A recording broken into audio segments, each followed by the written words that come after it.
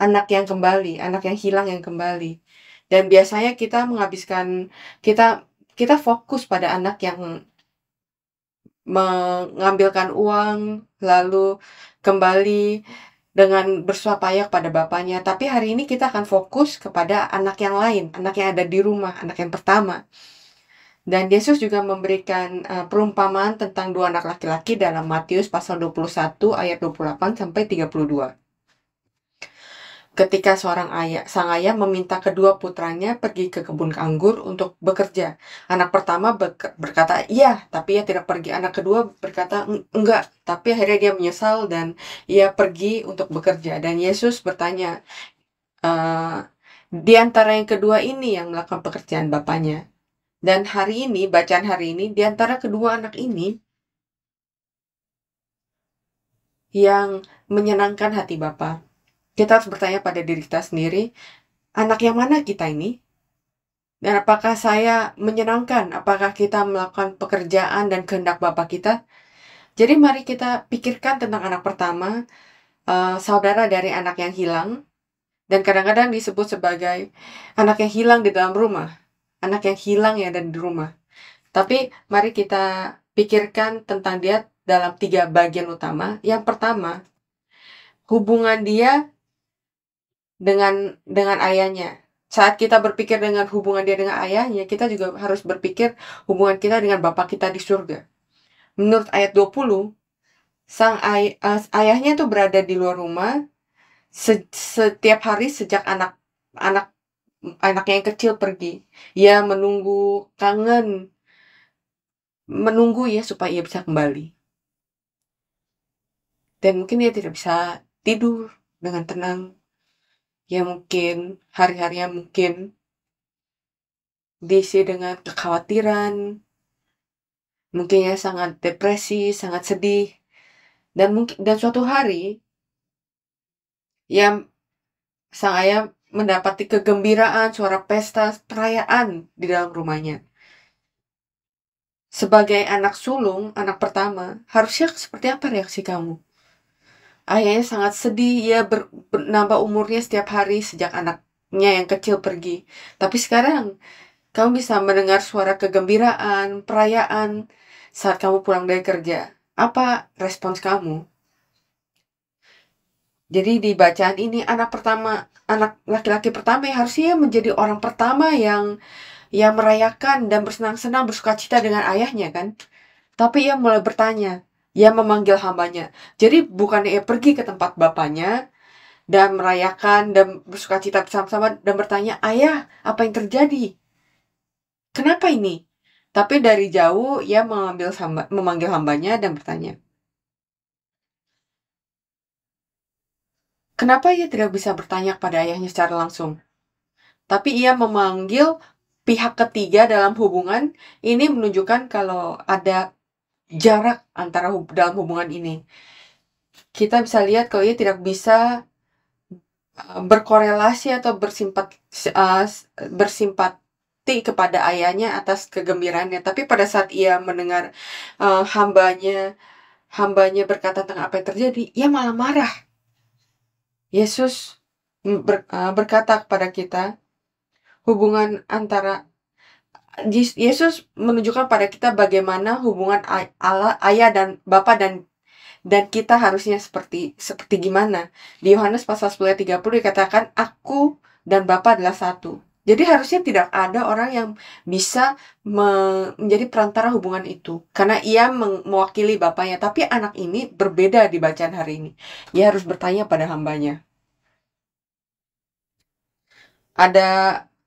Kita orang-orang Kristen harusnya menjadi anak-anak Allah kan. Kita adalah anak-anak Allah, amin.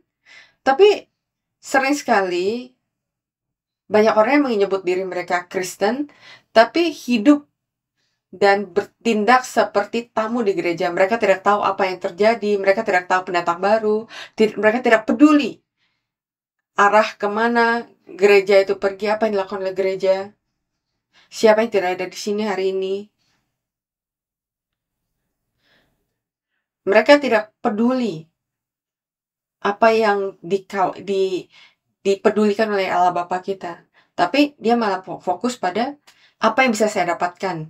Diri kita sendiri, masalah kita sendiri.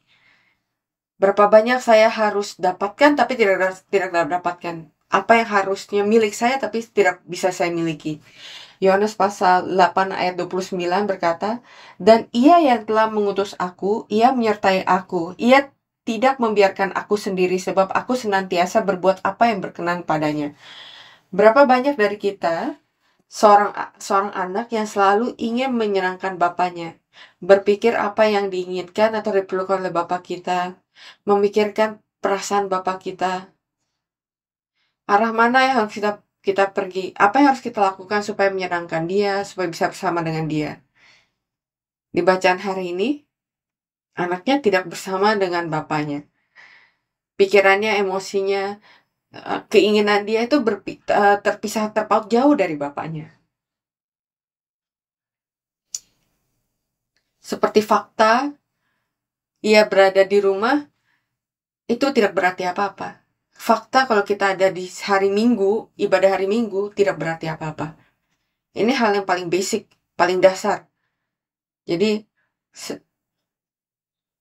sebenarnya anak ini memiliki sikap yang berkata, Bapak harusnya kamu senang dong kalau saya masih di rumah. Kamu lihat anak kedua kamu, dia pergi, tapi saya masih di sini. Kadang-kadang kita juga punya sikap seperti ini kan. Bapak, Tuhan Allah harusnya kamu senang saya masih ada di gereja, masih datang. Banyak orang yang udah gak datang, udah pergi. Tapi bagaimana dengan hatinya? Apakah ia bersama dengan Bapaknya? Apakah kita dengan Bapak kita? Saat kita berjalan semakin dekat dengan akhir tahun, kita harus menutup buku kita, buku rohania kita dengan Bapa kita. Berapa sisa, berapa hari dari tahun kita, berapa minggu dari tahun kita, kita bersama dengan Bapa. Yang kedua, hubungan dia dengan saudaranya. Ketertarikannya bukan pada saudaranya yang kembali sebagai kakak sulung, ya harusnya senang dan menyambut dia kembali, ya kan? Apakah kamu berpikir seperti itu? Atau kamu nggak berpikir seperti itu? Itu adalah respons dasar kan, jika kakaknya menyayangi adiknya kan. Tapi ia marah. Dari bacaan hari ini, bukannya dia lebih peduli anak sapi yang disembelih, yang terbuang, daripada adiknya yang datang kembali secara hidup. Dia menjadikan ini masalah dan membuat ini menjadi masalah, berkata, ini benar-benar pembuangan, pemborosan. Apa yang dilakukan oleh bapak, dilakukan oleh ayah? Apakah kita bisa berpikir seperti ini? Kadang-kadang di sini kita berpikir, oh iya, kita telah melakukan hal yang terjadi di balik layar. Saya selalu ada di sini saat semua orang sedang pergi melakukan hal yang lain, tidak datang ke gereja. Saya selalu di sini, saya datang. Saya selalu melayani. Tapi ketika seorang datang, seorang pergi dari gereja lalu kembali, semua orang senang, lalu pendeta datang memberikan kesaksian, lalu orang ini memberikan kesaksian, ia mendapatkan pujian dan ia menjadi pahlawan, lalu kita berpikir, mungkin kita juga harus pergi ya. Kita jadi cemburu. Di dalam hati kita ingin kredit supaya karena kita berada di sini melayani di balik layar.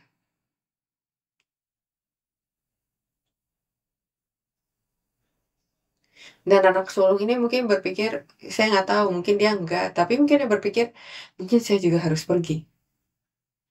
Bapak, berikan saya porsi saya.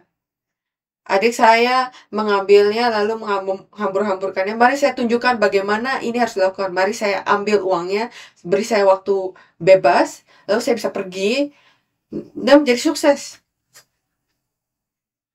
Jadi saya beri saya sedikit waktu, kebebasan. Tapi kita harus menyadari, setiap saudara, setiap anak memiliki cara yang berbeda bagaimana Bapak kita, ayah kita memberikan pelajaran. Dia Dia meminta anak yang hilang, yang kembali. Dia bilang, saya berikan kamu uang lagi, kamu pergi lagi sekali lagi. Kamu pikir ia akan pergi? Berikan saya kesempatan kedua. Ia kembali berkata, saya bahkan tidak pantas disebut sebagai anak kamu. Ia kembali. Mungkin saya tanyakan satu hal lagi. Mungkin ada satu orang yang bermain dengan api, lalu terbakar, dan apinya itu merambat di badan dia, lalu ia terbakar. Tapi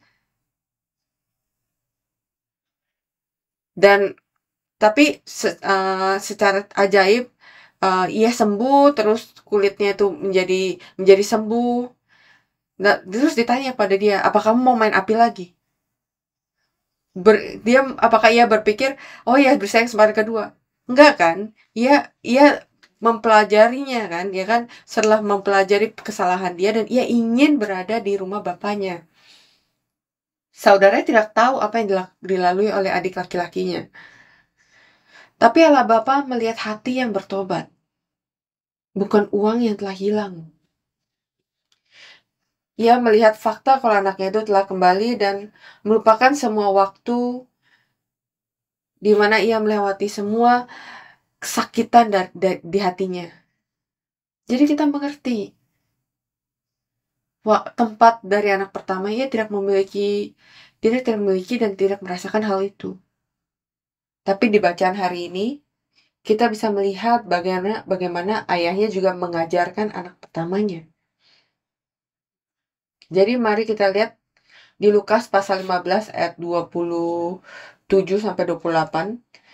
Jawab hamba itu, adikmu telah kembali dan ayahmu telah jadi ini adalah jawaban dari hamba kepada anak sulungnya. Jawab hamba itu, adikmu telah kembali dan anakmu telah menyembelih anak lembu tambun karena ia mendapatnya kembali dengan sehat. Maka marahlah anak sulung itu dan ia tidak mau masuk. Jadi marah ini seperti murka anak sulung itu, dan ia tidak mau masuk, lalu ayahnya keluar dan berbicara dengan dia. Kadang-kadang kita juga pengen supaya ayah yang datang dan membujuk kita kan. Saya berdoa supaya kita tidak sampai ke posisi seperti ini. Sebagai anak, mereka marah, mereka sebal dengan orang tuanya, dan mereka menunggu orang tuanya datang dan membujuk mereka dan meminta maaf kepada mereka. Apakah ini yang kita inginkan dari ayah kita? Jadi ini yang dilakukan dia. Bapak kita akan datang dan membujuk kita. Tapi jika ia memiliki kasih yang benar pada adiknya, maka lembu harusnya tidak menjadi masalah. Ia harusnya menjadi orang pertama yang menyambut dia kembali. Pasal 24, sebab anakku ini kata-kata dari ayahnya, sebab anakku ini telah mati dan menjadi hidup kembali. Ia telah hilang dan didapat kembali. Maka mulailah mereka bersukaria. Ayat 32, ayahnya menjelaskan, kita patut bersukacita dan bergembira karena adikmu telah mati dan menjadi hidup kembali. Ia telah hilang dan didapat kembali.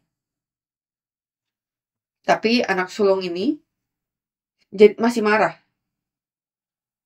Ada orang yang menjadi iri ketika orang lain mendapat perhatian atau berkat. Sekarang ayat 29. Tetapi ia menjawab ayahnya, katanya, telah bertahun-tahun aku melayani Bapa, dan belum pernah aku melanggar perintah Bapa.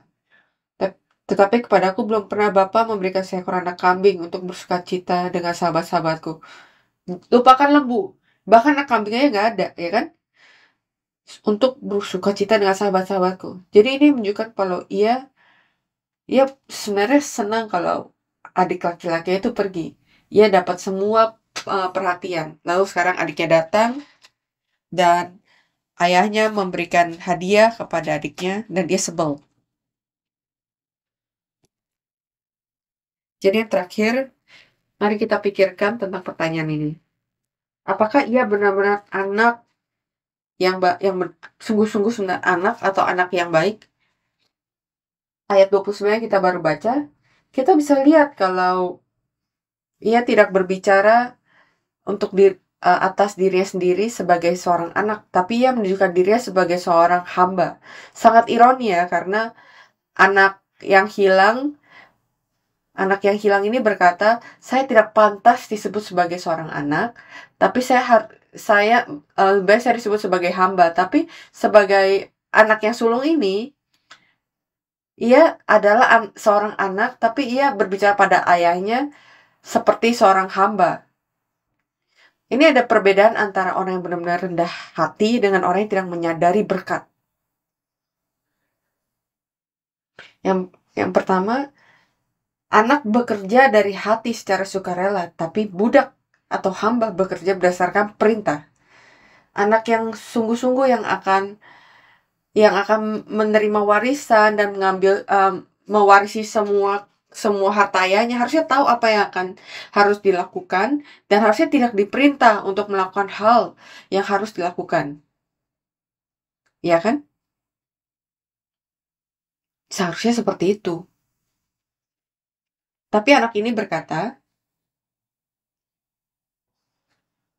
"Telah bertahun-tahun aku melayani Bapa," kata melayani, "dan belum pernah aku melanggar perintah Bapa." Melanggar perintah, dua kata ini adalah kata-kata dan ungkapan yang digunakan dalam hubungan antara Tuhan dengan hamba. Jika ia benar-benar percaya kalau ia sungguh-sungguh anaknya, pewaris dari rumah ini harusnya menjadi pekerjaan dia kan? Ia tidak melayani siapapun, ini dia melakukannya karena ini milik dia. Ia tidak perlu diperintah untuk melakukan hal ini. Dan perbedaan antara pemilik dan pekerja, pemilik ketika menjadi sibuk, ia senang karena walaupun ia lelah, benar nggak?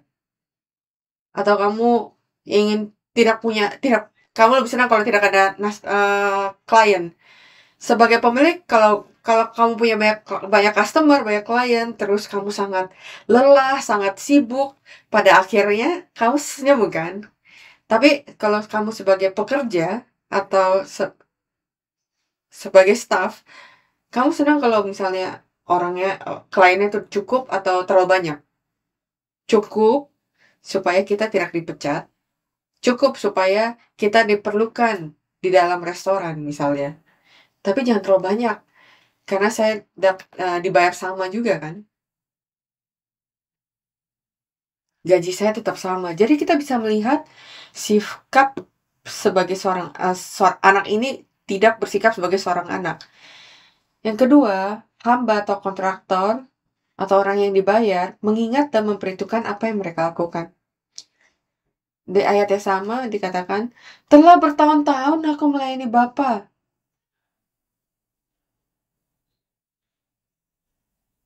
Anak ini memiliki warisan, dan warisan ini disebut sebagai kasih karunia. Allah berjanji kepada kita kalau kita akan menjadi pewaris dari kerajaan Allah. Dan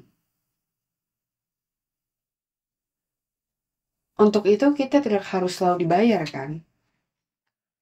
Tapi orang yang disewa, mereka menghitung berapa jam mereka bekerja, karena mereka akan digaji sesuai dengan berapa lama mereka bekerja.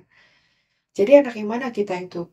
Apakah kita hanya menghitung dan memperhitungkan apa yang kita lakukan terhadap Bapa dan tidak senang karena kita tidak mendapatkan kredit atau bayaran atau hadiah atau berkat yang harusnya kita terima? Untuk orang-orang yang dibayar atau hamba, saat mereka dibayar, mereka tidak punya rasa syukur tambahan karena mereka percaya kalau ini sesuatu yang harus mereka dapatkan sebagai hasil dari waktu yang mereka lakukan untuk bekerja. Tapi mereka akan komplain kalau mereka tidak mendapatkan cukup.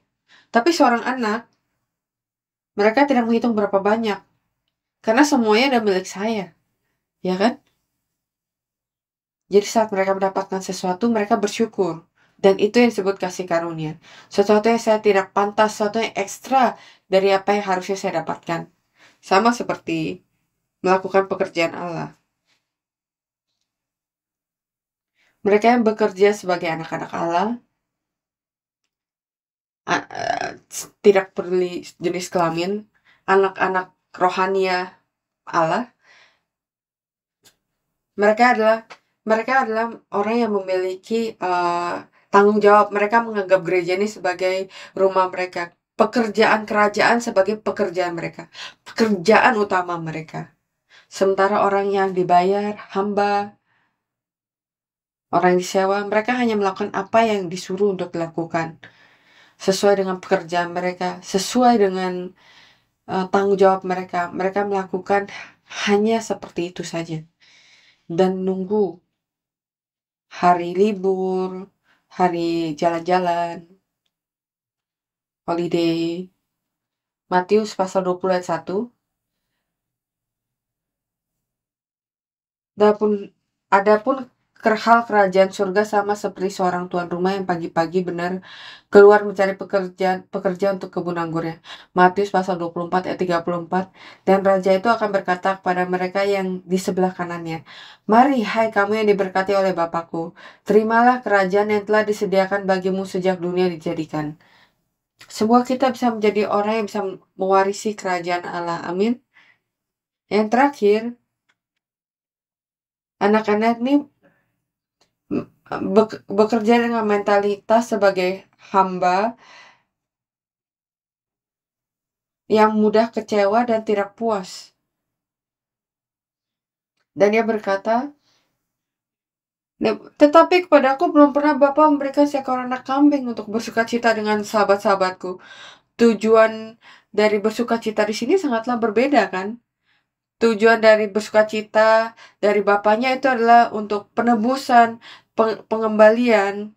Sedangkan tujuan dari bersukacita anaknya adalah untuk kesenangan saya, kebahagiaan saya.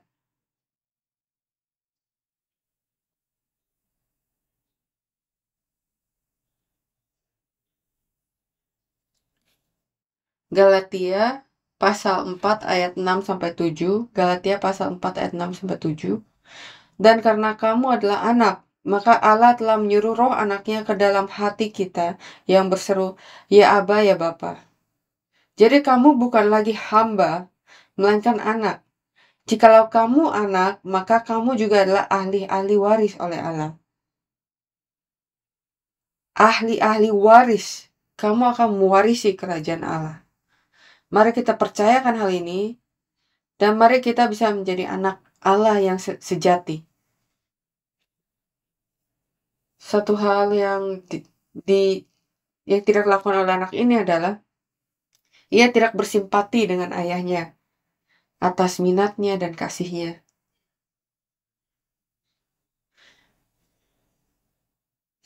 Salah satu hal yang penting dalam kehidupan iman kita adalah kemampuan untuk bersimpati dengan Allah Bapa dan kemudian dengan saudara-saudara seiman kita. Kata simpati ini datang dari kata Yunani sim, S-I-M, kita baca sebagai sim, tapi dalam bahasa Yunani itulah shum, artinya bersama-sama atau dengan. Pathia atau patheo adalah berpikir, pikiran atau emosi atau hati. Jadi berpikir bersama-sama, memiliki pikiran yang sama, bahkan perasaan, memiliki emosi yang sama, itu adalah simpati. Saya berdoa sebagai anak Bapa, semoga kita memiliki simpati dengan Bapa kita. Simpati kadang berpikir kita kasihan pada orang lain, tapi konteks ini saya berbicara dengan memiliki hati yang sama, pikiran yang sama, arah yang sama. Saat Allah Bapa kita senang, kita juga senang. Saat Bapa kita sedih, kita juga sedih. Itu adalah anak yang sejati. Kita belajar melalui silsilah. Kadang-kadang generasi dihilangkan, tapi bahkan melewati generasi, dikatakan ini adalah Bapa dari siapa-siapa. Harusnya sebagai kakek buyut dari seseorang, tapi dikatakan sebagai ayah atau bapak dari seseorang. Artinya ia memperanak anak ini. Kata memperanak, genao, itu artinya memberikan hidup. untuk memberikan benih iman. Jadi anak ini mewarisi hidup dan perjanjian benih dari orang ini. Jadi untuk bisa menjadi seorang anak, kita adalah orang yang mewarisi iman itu, perjanjian itu, berkat itu. Tapi anak ini, di dalam bacaan kita hari ini, ia tidak bersimpati dengan bapaknya atau saudaranya. Ia tertarik dengan agenda dia sendiri, dengan posisi dia sendiri atau keuntungan dia sendiri. Apa minat dari bapak kita? Berapa banyak waktu, berapa banyak investasi, berapa banyak hati yang telah kita habiskan untuk minat dari bapak kita. Apa kita bersimpati dengan bapak kita? Tuhan kita Yesus Kristus berkata, kasihilah Tuhanmu, Bapamu, atau Allahmu, dan saudara dan sesamamu. Kita harus bersimpati dengan saudara kita. Sebagai seorang kakak sulung, ia harusnya mengasihi dan menjaga dari adiknya. Itu yang harus dilakukan oleh anak sulung. Pekerjaan dari anak sulung. Anak sulung dalam Alkitab akan menerima berkat 2 kali lipat. Tapi mereka juga adalah orang yang mengambil posisi ala ayah bapak mereka untuk menjaga adik-adiknya. Kita pikirlah Yusuf, ia anak ke-11, tapi ia menjaga saudara-saudaranya kan. Karena secara rohania ia adalah anak sulung. Berapa banyak anak sulung yang kita miliki di sini secara rohania? Apa kita bisa menjaga seluruh saudara-saudara kita? Apakah kita melakukan pekerjaan itu sebagai anak sulung? Mari saya bertanya, apakah kamu anak hilang atau kamu anak sulung di dalam bacaan hari ini?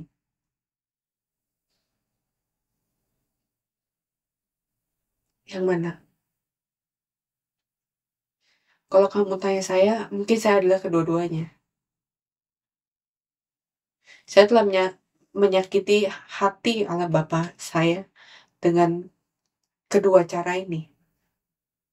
Sebagai kesimpulan, Allah Bapa mengasihi kedua anaknya. Tidak peduli kamu anak yang hilang atau anak sulung, Bapa mengasihi kamu bagaimanapun itu. Amin. Kamu harusnya bangun. Bapa mengasihi kamu. Bahkan ketika kamu tertidur, kamu pergi, atau kamu bermain hingga jauh, Bapa mengasihi kamu. Dan satu-satunya yang ditunggu oleh Bapa adalah supaya anaknya bisa kembali kepada dia. Lihat apa yang dikatakan oleh Bapa itu kepada anak sulungnya. Lukas pasal 15 ayat 31-32. Kata ayahnya kepadanya, "Anakku, engkau selalu bersama-sama dengan aku." Ayahnya mengakui itu. Dan segala kepunyaanku adalah kepunyaanmu. Ia tidak memarahi anaknya, berkata, "Kamu harusnya bangun. Kamu harusnya menjadi anak sulung." Tapi ia malah berkata, saya tahu kesedihan kamu. Saya menghargai kamu berada di sini bersama saya di sini. Walaupun hatinya tidak bersama dengan dia, Bapak menyadarinya, mengakuinya dan berkata, segala milikku adalah milikmu. Bukan hanya anak lembu, bukan hanya bajunya, bukan hanya cincinnya, segala sesuatu milikku adalah milikmu. Amin. Kamu menerima itu? Tapi kita patut bersukacita dan bergembira karena adikmu telah mati dan menjadi hidup kembali. Ia telah hilang dan didapat kembali. Bapak kita, kedua anaknya menjadi hamba. Tapi bapaknya yang mengangkat mereka. Anak yang hilang, ia berkata, biarkan saya menjadi hamba. Bapaknya berkata, jangan. Ia berikan jubah, ia berikan cincin, ia rayakan. Ia memaksa ia menjadi anaknya. Anak sulungnya memiliki mentalitas seorang hamba. Bapaknya berkata, "Jangan khawatir, kamu punya warisanku. Kamu masih anak sulung saya." Kita melakukan kesalahan, kita memiliki sikap yang salah, tapi itulah Allah Allah ayah kita, bapak kita yang menyambut kita. Seiring kita masih bersama dia, saya akan menerima kamu. Bukankah itu cukup supaya kita bisa kembali? Ia tidak berkata, "Anak hilang, kamu karena kamu hilangkan uang sebanyak ini, saya akan mengurangi uang jajan kamu selama berapa hari sampai uangnya kembali." Dia nggak melakukan itu kan? Jadi segala hari yang kita hilangkan dan kita buang saat kita kembali kepada Bapa, Bapa berkata semuanya menjadi lunas. Amin. Kita bisa bilang amin kan? Amin, kamu anakku, dan saya akan berikan semuanya pada kamu. Semoga kita menyadari berkat yang besar dan kasih yang Allah Bapa berikan pada kita. Maka kita bisa menjadi anak yang sejati, yang bisa menjaga adik-adik kita, orang yang baru datang, orang yang harusnya berada di sini tapi tidak ada di sini, saudara-saudaraku, saudara-saudara kita yang muda. Saya berdoa semoga setiap dari kita bisa menjadi anak sulung yang sejati, yang menerima 2 kali berkat, yang akan menerima warisan dari kerajaan Allah, tapi pada saat yang sama akan menjaga gereja ini, rumah Bapa kita, dan juga saudara-saudara kita. Mari kita berdoa. Allah Bapa, kami bersyukur karena Engkau mengizinkan kami, memberikan kami begitu besar kasih ini. Kami bersyukur atas kasih yang tidak bersyarat yang Kamu berikan pada kami. Tolong bantu kami untuk kembali kepadamu dengan rendah hati sama seperti anak yang hilang, dan menerima kasih karunia dan kasih-Mu. Tolong bantu kami untuk mengingat kasih yang Kau terus-menerus berkati kami. Dan semoga kami bisa berbagi berkat ini dengan saudara-saudara kami. Tolong izinkan gereja Zion supaya bisa menjadi anak sulung yang baik, yang akan terus berbagi berkat-Mu kepada orang-orang di sekitar kami. Dan Bapa, semoga gereja ini dan kasih-Mu bisa bertumbuh dan memperluas dan menggapai begitu banyak lokasi. Kami bersyukur atas kasih karunia, dalam nama Yesus kami berdoa dengan penuh rasa syukur. Mari kita berikan syukur pada Bapa.